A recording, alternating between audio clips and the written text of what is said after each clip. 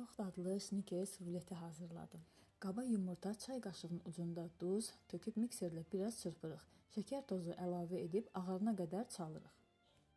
Üzərinə un, kakao, nişasta, qabartma tozu ələyib spatula ilə altdan yuxarıya doğru qarışdırıb xəmiri soba listinə töküb hər tərəfə yayırıq. Öncədən isidilmiş 170 dərəcəli sobada 20 dəqiqə bişiririk. Bişən biskviti sobadan çıxardan kimi isti-isti rulet formasında burub soymağa qoyuruq. İç dolğusu üçün bişmiş qatılaşdırılmış südə qovrulmuş xırda doğranılmış fıstıq töküb qarışdırırıq. Krem üçün hər hansı bir krem pendirin üzərinə ağ qatılaşdırılmış süd töküb mikserlə çırpırıq. Üzərinə qaymaq töküb mikserlə yenə çalırıq. Tam soyuyan biskviti açıb, üzərini kremləyib, onun da üzərinə fıstıqlı dolğunu töküb yayırıq. Rulet formasında burub ən az 4 saat, ən çox bir gecə soyuducuda saxlayırıq.